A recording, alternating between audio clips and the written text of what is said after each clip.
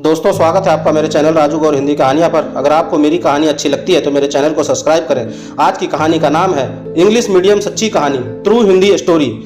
परसों सोलापुर पुणे हाईवे पर एक होटल में रात के खाने के लिए रुकते समय 8वीं-9वीं कक्षा की लड़की, पिता, माँ एवं उच्च वर्गीय परिवार, हाई क्लास, मेरे सामने बैठा था। तभी उनकी नज़र होटल के श्लोक पर पड़ी।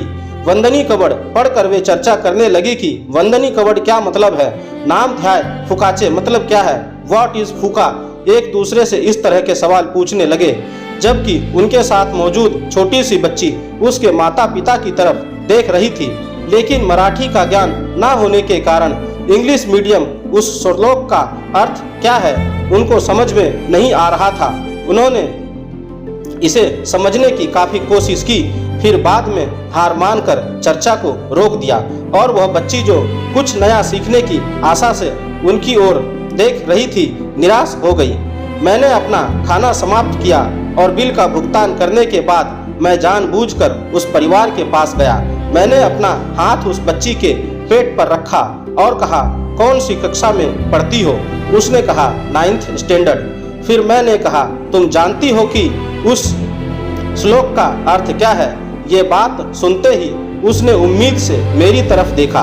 मैंने वाक्य जोड़ते हुए उससे कहा, वंदनी कवड़ घेता नाम का घ्या श्री हरि चे, अर्थात भोजन करते समय निवाले को मुंह में लेते हुए श्री हरि यानी ईश्वर का नाम लेना चाहिए।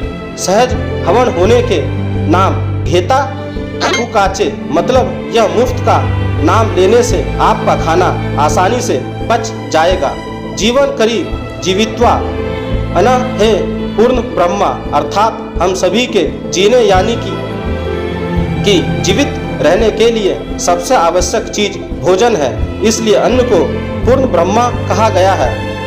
उदर भरण नोहे जनिए यज्ञ कर्म, जैसे यज्ञ में बहुत सी चीजें डाल दी जाती है, वैसे ही यज्ञ में डाली जाने वाली चीजें जैसे पेट भी नहीं बनना चाहिए।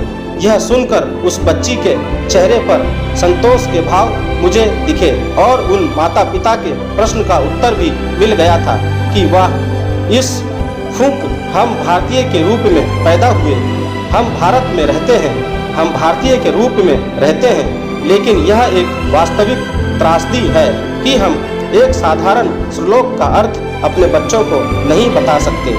जैसे जैसे बच्चे बड़े होते हैं वह अपने आसपास की दुनिया को देखते हैं, इससे सीखने की कोशिश करते हैं।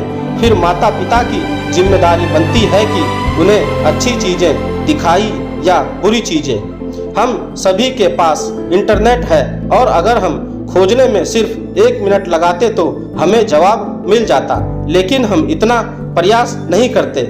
आज सही मायनों में नॉन इंग्लिश स्कूल में पढ़ने का संतोष मिला। मुझे मेरी प्राथमिक शिक्षा, मेरे पिता, मेरे स्कूल और शिक्षकों पर गर्व है।